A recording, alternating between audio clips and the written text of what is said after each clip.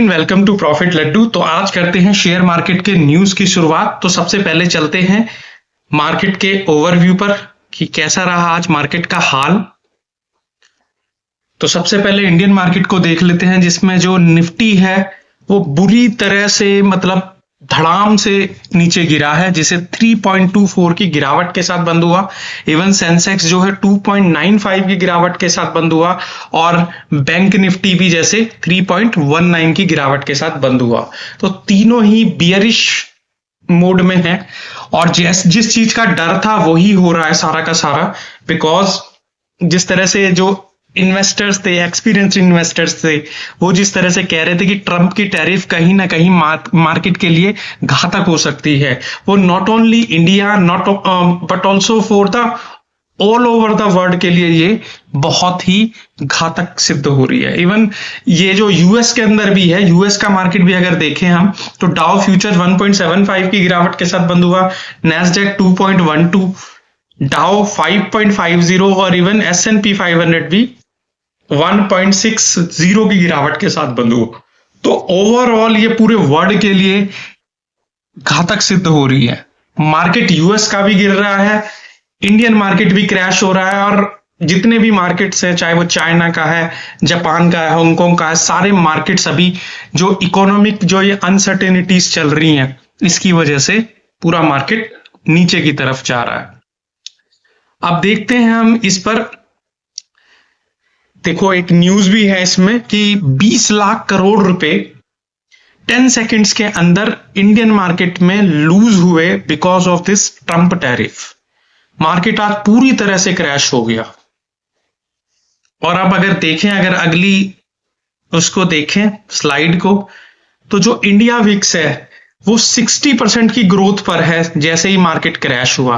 ये India VIX अगर आपको पता नहीं है तो इंडिया विक्स एक पैरामीटर होता है, it's measures the volatility of the market, यानी कि मार्केट के उतार चढ़ाव को जिससे मेजर किया जाता है, नापा जाता है, बेंचमार्क है, वो इंडिया विक्स है। अगर मार्केट में अनसर्टेनिटीज है, फियर का माहौल है, तो उस समय जो इंडिया विक्स होता है वो ग्रोथ पर चला जाता है और आज जो इंडिया विक्स था वो 60% की ग्रोथ पर था। तो ये आप देख लीजिए कि जो ये ग्लोबल वार का रूप ले रही है ये सारी चीजें, जो ट्रंप की टैरिफ है, क्योंकि अगर यूएस इंपोर्ट टैक्स लगा रहा है तो कहीं ना कहीं से चाइना भी उन पर 37% के साथ में पलटवार कर रहा है। इवन हर कंट्री एक दूसरे के साथ ट्रेड वार में लगी हुई है कि कहीं ना कहीं, जिससे अनसर्टेनिटीज बन रही हैं और बिजनेसेस पर बैड इंपैक्ट पड़ रहा है। अब चलते हैं हम अपनी अगली खबर की ओर, जिसमें इस बुरी खबरों के बीच में सीमेंस का जो एक शेयर है, एक डीमर्जर की उनकी जो एक खबर थी जिसमें वो अपनी एक एनर्जी बिजनेस को डीमर्जर कर रहे थे, उस न्यूज के कारण सीमेंस का शेयर 15-16 पर 20% तक ऊपर गया और मार्केट के लास्ट तक वो 15-16% तक की ग्रोथ देके गया।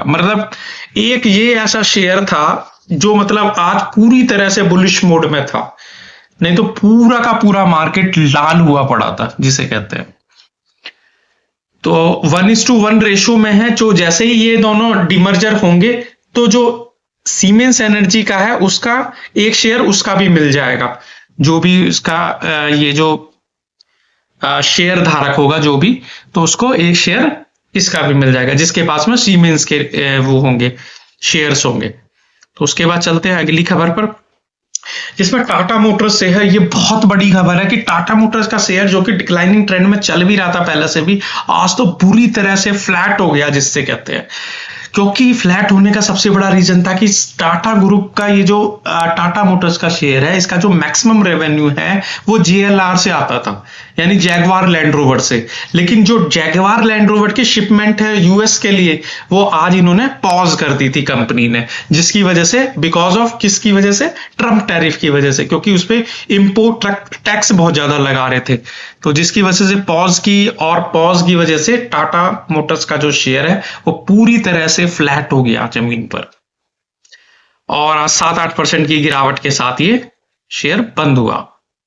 उसके बाद चलते हैं ट्रेंट का अगर जो टारगेट प्राइस जो दे रखा था गोल्डमैन सैचेस और मॉर्गन स्टैनली, जो एक रिसर्च फाइनेंशियल रिसर्च फर्म्स है, उन्होंने थोड़ा सा कट किया है इसे, जिसमें उन्होंने ये देखा है कि ये जो एक्सपेक्टेड ग्रोथ जो चाहिए थी वो एक्सपेक्टेड ग्रोथ नहीं आ पाई फोर्थ क्वार्टर में, तो जिसकी वजह से ट्रेंट का जो टारगेट प्राइस था जो उन्होंने 7500 रुपए 7500 दिया हुआ था वो घटाकर 6760 कर दिया।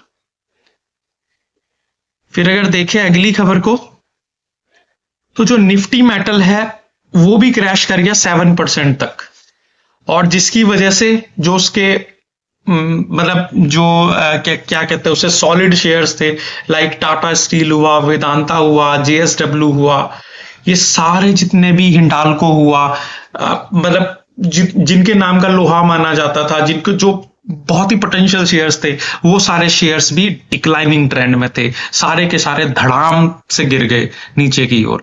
तो इसका जो सबसे बड़ा रीजन जो देखा जा रहा था कि जो एक तो मार्केट में ट्रंप के टैरिफ के कारण जो अनसर्टेनिटीज हैं, इकोनॉमिक अनसर्टेनिटीज, उसकी वजह से ज्यादा हो रहा था। जो एक ग्लोबल और ट्रेड वार जो चल गई है कंट्रीज में, उसकी वजह से ये सबसे ज्यादा गिरे ये जो शेयर्स हैं। तो यही इसका सबसे बड़ा रीजन था। फिर जिस तरह से चाइना ने भी क्या कर दिया था, जो कंट्रोल कर दिया था एक्सपोर्ट्स पर जो रेयर मटेरियल्स है, ये अमेरिका के डिफेंस और कंप्यूटर और स्मार्टफोन इंडस्ट्रीज को जो दिए जाते थे, उन सबको रोक लगा दी उसके एक्सपोर्ट पर, जिससे उन्हें भी पूरा झटका लगा, जो अमेरिका की जितनी भी टेक्नोलॉजी से ड्रिवन कंपनीज हैं। फिर चलते हैं हम अपनी अगली खबर की ओर, जिसमें यूबीएस जो एक फाइनेंशियल रिसर्च फर्म है, ये भी एक सिक्योरिटीज फर्म, जिन्होंने एसबीआई और बैंक ऑफ बड़ौदा के लिए बाय की रेटिंग्स दी हैं, बाय का टारगेट प्राइस दिया हुआ है। क्यों दिया है? बिकॉज ऑफ जो ये रिजर्व बैंक की मॉनेटरी पॉलिसीज को लेकर, कि मॉनेटरी पॉलिसीज के अकॉर्डिंग अब इन्हें बहुत ज्यादा एस मिल गई है, बहुत आसानी के साथ जो इन्हें मतलब किसी भी तरह का कोई लोन वगैरह ले सकते हैं, तो उसके कारण जो इनका ग्रोथ आउटलुक है वो थोड़ा चेंज होगा दोनों बैंकों का। तो इस वजह से कि ये जो बैंक्स हैं अभी तो अंडर परफॉर्म कर रहे थे, बट आगे आने वाले समय पे इंप्रूव कर सकते हैं ये बहुत अच्छा। इनका जो रिस्क रिवार्ड आउटलुक है वो बहुत इंप्रूव हुआ है जो कहते हैं, तो इस वजह से ये यूबीएस ने इसको अप ट्रेंड की रेटिंग दी है। फिर चलते हैं हम अपनी लास्ट खबर पर, जिसमें डिलीवरी जो एक लॉजिस्टिक कंपनी है उसने एक्वायर किया है ईकॉम एक्सप्रेस को, cut off price of the deal 1407 crore में। तो इसी के साथ करते हैं हम वीडियो को देते हैं विराम। So thank you so much. अगर अभी भी आपने मेरे चैनल को सब्सक्राइब नहीं किया है तो please subscribe my channel and hit the bell icon. Thank you so much.